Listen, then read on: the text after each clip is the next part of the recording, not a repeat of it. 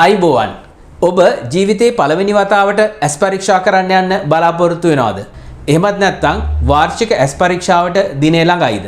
එහෙමනම් මම මේ අද කියන්න බලාපොරොත්තු වෙන කරුණු ඔබට ඉතාමත්ම ප්‍රයෝජනවත් වෙනවා.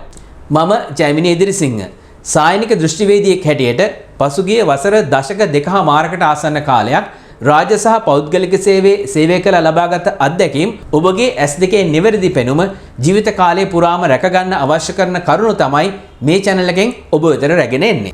ඔබත් මේ දැනුම හොයමින් ඉන්න කෙනෙක් නම් ඒ දැනුම එකතු කරගන්න හොඳම channel එක තමයි IN Vision කියලා කියන්නේ. එමනම් මේ channel එකට subscribe කරලා අපිත් එක්ක එකතු වෙන්න කියලා අපි ඔබට ආරාධනා කරනවා. මේ ඉදිරිපත් කරන කරුණු ප්‍රධාන කරුණු 4ක් යටතට බෙදලා මම ඔබට පැහැදිලි කරන්නම්.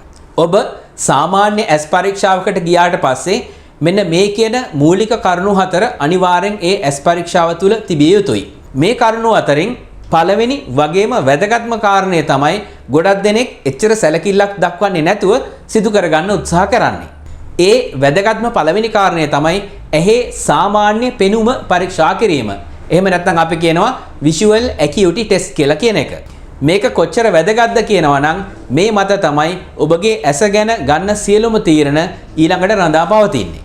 කණ්ණාඩියක් ඔබ භාවිතා කරන කෙනෙක් නම් ඒ කණ්ණාඩිය සමග දුර පෙනීමත් එය නැතිව දුර පෙනීමත් වෙන වෙනම සඳහන් කරන්න ඕන. ඒ වගේම පෙනුම යම්කිසි ආකාරයක අඩුපාඩුවක් තියෙනවා නම් කුඩා සිදුරක් තුලින් බලලා මේ පෙනීම තවදුරටත් පරීක්ෂා කරන තවත් පියවරක් මේ දුර පෙනීම පරීක්ෂා කිරීමේදී සිදුවිය යුතුයි. අපි එකට කියනවා කුඩා සිදුරක් තුලින් බැලීම එහෙම නැත්නම් පින්හෝල් දෘෂ්ටි පරීක්ෂාව කියලා. බොහෝ සායනවල මේක සිද්ධ වෙන්නේ ප්‍රධාන සායනයට පිටතින් තැනක වෙන්න පුළුවන්. ඒ නිසාම පරීක්ෂාවට ලක් වෙන රෝගියාගේ වගේම පරීක්ෂා කරන කෙනාගේත් අවධානය සමහරක් වෙලාවට මේකට එච්චර හොඳින් යොමු වෙන්නේ නැහැ. නමුත් ඔබගේ ඇහි නියම තත්ත්වය පිළිබඳව වෛද්‍යවරයාට වගේම අනෙකුත් කාර්ය මණ්ඩලයට නිවැරදි තීරණයක් ගැනීමට මේ කාරණේ ඉතාමත්ම වැදගත් වෙනවා. ඒ නිසා මේ කරුණ ගැන හොඳ අවධානයක් ඇතුව ඔබගේ ඇස් පරීක්ෂාවට යොමු වෙන එක ඔබගේ වාසියට හේතු වෙනවා. එයින් පළමු කාරණේ යටතේදී මම සඳහන් කරපු පෙනුම පරීක්ෂා කිරීම කියලා කියන එක අවස්ථා දෙකකදීම සිද්ධ වෙනවා. එහි පළමු පියවර හැටියට සාමාන්‍ය පෙනුම විතරක් පරීක්ෂා කරන අවස්ථාවකුත් දෙවැනි පියවරේදී ඔබගේ කණ්ණාඩියට අවශ්‍ය කරන වට්ටෝරුව එහෙම නැත්නම් ප්‍රෙස්ක්‍රිප්ෂන් එක ලබා ගැනීමේදී මේ පෙනුම පරීක්ෂා කිරීමක් සිද්ධ කරනවා. දෙවැනි වැදගත්ම කාරණය තමයි අක්ෂි සායනයකදී ඔබගේ ඇහැට සිදු කරන දෘෂ්ටි මිතික පරීක්ෂාව කියන එක.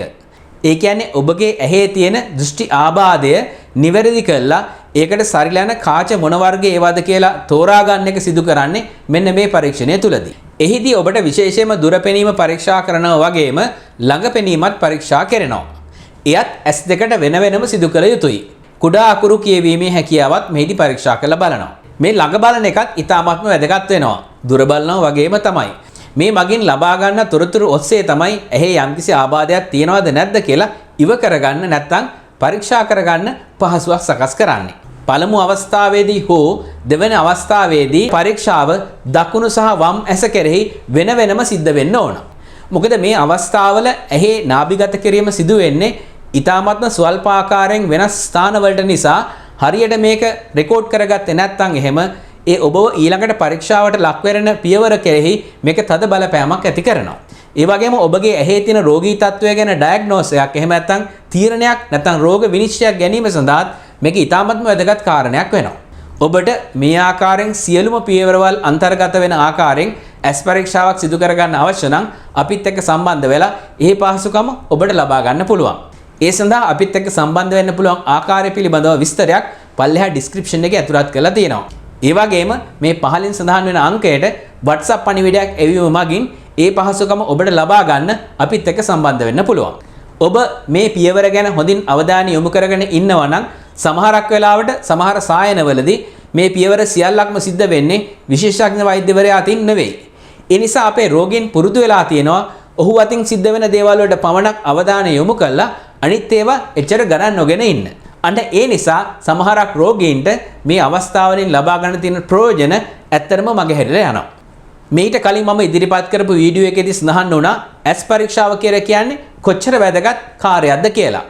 ඒ වීඩියෝ එක බලන්න බැරි වෙච්ච කෙනෙක් ඉන්නවා නම් ඒකේ link එක පල්ලෙහා description එකේ ඇතුළත් කරලා තියෙනවා. අපි එහිදී ඉදිරිපත් කරේ ජීවිතේ රැක ගන්න ඇස් පරීක්ෂාව කෙතරම් වැදගත්ද කියලා මෙන්න මේ වීඩියෝ එක හරහා. ඒ නිසාම ඇස් පරීක්ෂාව කරේ ඔබගේ අවධානය ඉතා හොඳින් යොමු වෙන්න ඕන වගේම මේක ඉතිරි පියවර ටිකක් සම්පූර්ණ වුණොත් තමයි ඔබගේ සම්පූර්ණ අක්ෂි පරීක්ෂාවක් සිද්ධ වුණා කියලා ඔබට සෑහීමටපත් වෙන්න පුළුවන්. මොකද මේ අක්ෂි පරීක්ෂණයේ අවසානයේදී ඔබට ඔබගේ ඇහැ පිළිබඳව සම්පූර්ණ විස්තරයක් ඔබට ලැබෙන්න ඕන. ඒ පරීක්ෂණය තුළ ඔබගේ සාමාන්‍ය පෙනුම, ඒ වගේම පෙනුම හරිගස්සන්න ඕන කරන කාචවල බලය, ඒ වගේම ඇහි පීඩනය, ඒ වගේම ඇහි අභ්‍යන්තර ස්වභාවය ගැනත් යම්කිසි තොරතුරු ප්‍රමාණයක් මේකට එකතු වෙන්න ඕන. ඊළඟ තුන්වෙනි කාරණය තමයි අද දවසේ ගොඩක් දෙනෙක්ගේ වැඩිපුර අවධානයක් යොමු වෙච්ච කාරණය වෙන්නේ. ඒක තමයි ඇහි පීඩනය, එහෙම නැත්නම් අයි ප්‍රෙෂර් ටෙස්ටිං කියලා කියන එක. ඉතින් ඔබටත් ඔබගේ ඇස් පරීක්ෂාවට ගිය වෙලාවට මේ පියවර හතරෙන් යම්කිසි දෙයක් ඔබට සිදු වෙලා නැත්නම්, එහෙම නැත්නම් ඔබටත් මේ ඇස් පරීක්ෂා කරන්න ගිය වෙලාවට අපිත් එක්ක හොමාරු කරගන්න ඕන යම්කිසි කාරණා තියෙනවා නම් ඒවා කමෙන්ට් එකකින් අපිට යොමු කරන්න අමතක කරන්න එපා. ඒ වගේම මේ වැදගත් අදහස් ඔබගේ තියෙන සමාජ ජාල කණ්ඩායම් හරහා ෂෙයා කරගන්නත් අමතක කරන්න එපා. ඒ වගේම හතරවෙනි ප්‍රධාන කාරණය තමයි ඔබගේ ඇහි අභ්‍යන්තරයේ පරීක්ෂා කිරීම. ඉතින් ඔබගේ ඇස් පරීක්ෂාව සිද්ධ වුණේ මේ ප්‍රධාන පියවරවල් හතරවත් නැතුව නම් ඒක සම්පූර්ණ ඇස් පරීක්ෂාවක් වෙන්නේ නැහැ. ඉතින් මේ ආකාරයට පරීක්ෂා කරපු අක්ෂි පරීක්ෂණ වාර්තාව තුළ ඔබගේ පෙනුම, ඇහි පීඩනය, අභ්‍යන්තර තත්ත්වය වගේම කණ්ණාඩියක් ගැනීමට අවශ්‍ය කරන වට්ටෝරුවත් අන්තර්ගත වෙනවා. ඒ වට්ටෝරුව පරීක්ෂා කිරීමේදී තවත් එක විශේෂ වැදගත් පියවරක් තියෙනවා ගොඩක් දෙනෙක් අමතක කරන. ඒ නිසා හැම පියවරක්ම අපි ඉතා අවධානයකින් සිදු කළොත් විතරයි අංග සම්පූර්ණ අක්ෂි පරීක්ෂණ වාර්තාවක් ඔබට ලබාගෙන ඔබගේ ඇස් දෙකේ නිවැරදි පෙනුම ජීවිත කාලය පුරාම පවත්වාගෙන යන්න පුළුවන්. ඒ වගේම මේ කණ්ණාඩියක් කියලා කියන එක බාහිරව අපි පළඳින එක අපිට කරදරයක් වෙලා අපි මේක භාවිතා කළ වැඩක් නැහැ. ඇත්තට මේක අපේ ඇහි තියනවද නැද්ද කියන එක අපි සාමාන්‍ය මාලයක් ඔරලෝසුවක් පළඳිනවා හා සමානවම අපේ ඇඟත් එක්ක බද්ධ වෙච්ච කොටසක් වුණොත් විතරයි අපිට අපේ කාර්යයන් පහසුව කරගන්න හැකියාව ලැබෙන්නේ. ඉතින් මේ ආකාරයෙන් ඔබට ඉතාමත්ම පහසු සේවයක් අපහරහා ලබා ගන්න අවශ්‍ය නම් මම කලින් සඳහන් කරපු ආකාරයට අපිව සම්බන්ධ කරගැනීමේ හැකියාව ඔබට තියෙනවා. ඇත්තටම එහෙමනම් මේ පියවර වලින් පමණක් සෑහීමකටපත් වෙලා අපි හිතමු ඔබ කණ්ණාඩි ප්‍රෙස්ක්‍රිප්ෂන් එකක් එහෙම නැත්නම් වට්ටෝරුවක් ලබා ගත්තා කියලා. මේකෙන් පුළුවන් ද ඔයාට සම්පූර්ණයෙන් හොඳ නිවැරදිතාවයෙන් යුක්තව කණ්ණාඩියක් හදාගන්න? ඇත්තටම බෑ. මොකද මේවට තවත් එකතු වෙන්න ඕන අංග ලක්ෂණ එහෙම නැත්නම් මිනුම් කීපයක්ම තියෙනවා. ඒ සියල්ලක්ම මේ වීඩියෝ එකෙන් ඔබට ඉදිරිපත් කරන්න හැකියාවක් නැහැ.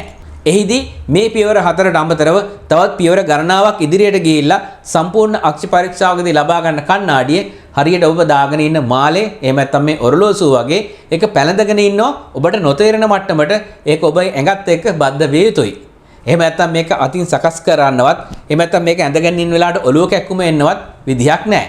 ඉතින් ඇහැ කියලා කියන්නේ ඇහෙන් දකින ලෝකයේ වගේම ඊ타ත්ම විශාල පරාසයක පරක් තෙරක් නැතිව පැතිරිච්ච විෂයක්. එහෙමනම් මේ ආකාරයේ ඔබගේ ඇස් දෙකේ නිවැරදි පෙනුම ජීවිත කාලයේ පුරාම රැක ගන්න අවශ්‍ය කරන නිවැරදි විද්‍යාත්මක කරුණු රැසකින් සමන්විත වෙච්ච අලුත් වීඩියෝවක් රැගෙන ඔබ හමුවට එන බලාපොරොත්තුවෙන් ඔබෙන් සමුගන්නවා. ස්තුතියි.